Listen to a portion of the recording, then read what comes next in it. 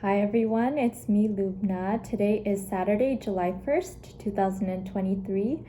This video is dedicated to my loved one who is the wind beneath my wings.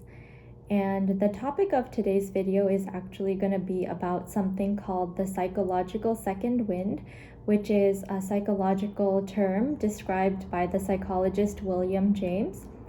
And in relation to that, I would like to share a journal entry that I wrote yesterday actually, because yesterday for my video that I made yesterday, I had shared an older journal entry. So in place of that, I'm going to share today's journal entry. Today I'm going to share the journal entry I wrote yesterday.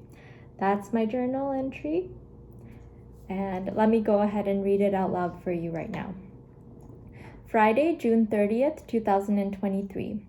Beyond the very extremity of fatigue and distress, we may find amounts of ease and power that we never dreamed ourselves to own, sources of strength habitually not taxed at all, because habitually we never push through the obstruction. And that entire quote is by William James, the psychologist. When we come to a point in our lives at which we feel that we cannot go on, all of a sudden we acquire a second wind. Among the emotions which impart a second wind are love, anger, and despair.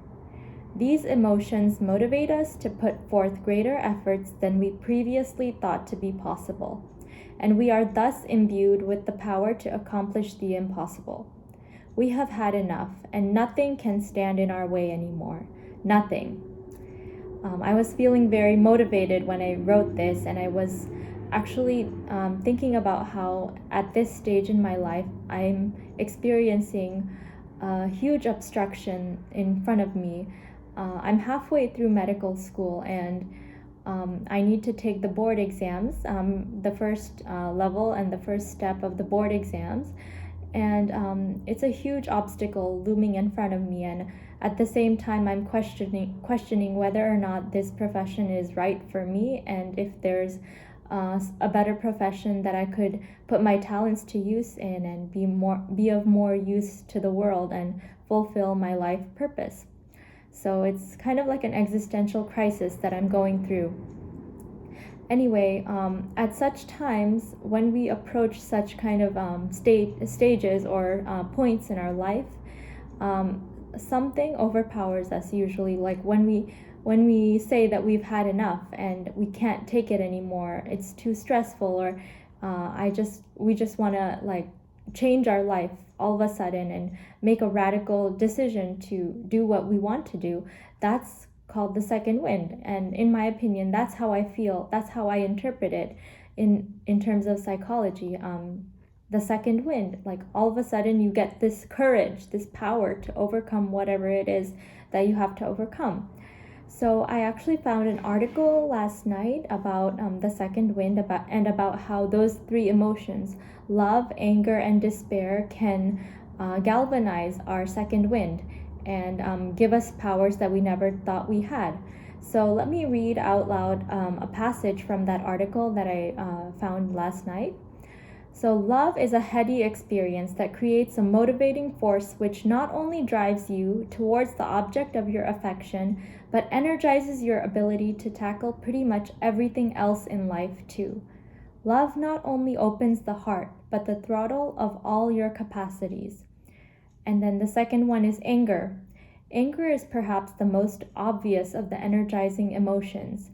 Steps that you feel too tired or too fearful to undertake in an ordinary neutral mood become hard not to undertake amidst the stimulating, courage-rousing froth of rage.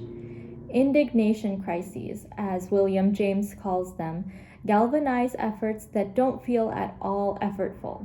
So when you're angry, you do things that you almost feel like you have superhuman powers to do, and things that you would not be able to do in a neutral mood. Lastly, despair.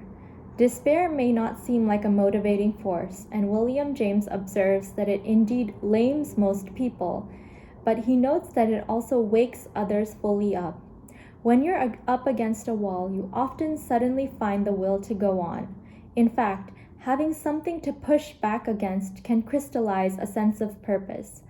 Rather than floating in a completely unstructured state, paralyzed by an array of seemingly inexhaustible options. Having a limited set of resources actually releases creativity.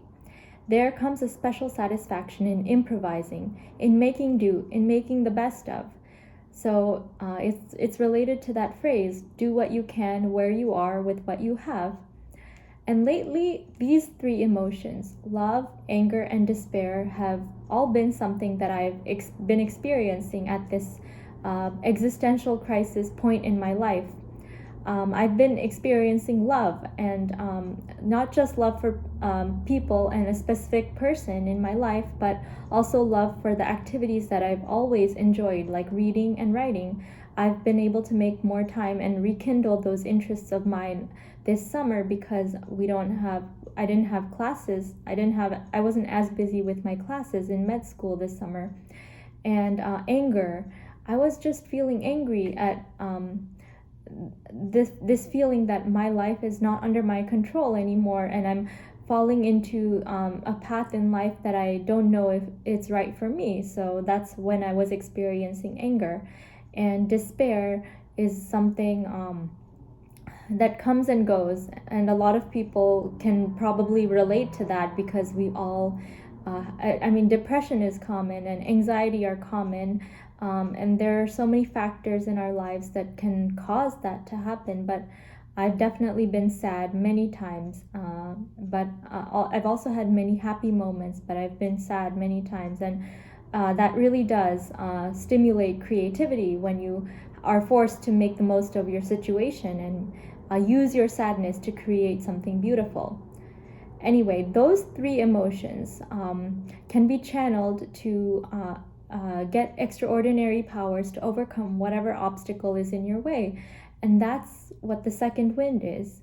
And next time you feel like you're approaching some obstacle, or you feel like there's no way out of a situation, call forth all of your emotions, gather them together, maybe write down in a journal or something, or sit down and meditate upon your emotions and think about how you can transmute all those emotions into overcoming whatever obstacle it is looming ahead of you. And that's how you can embrace the second wind. So before I finish this video, I wanted to say thank you to someone who commented on my previous video named Carolina, who always comments on all my videos recently.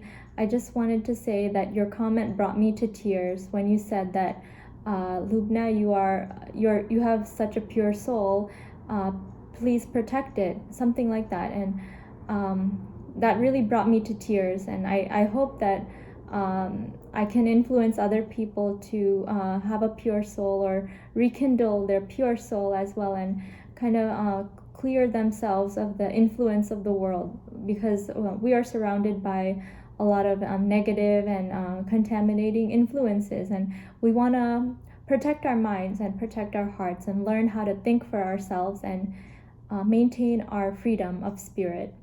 So thank you so much for taking the time to listen to my video today, and I hope you have a wonderful day, afternoon, evening, or whatever it is, wherever you are in the world.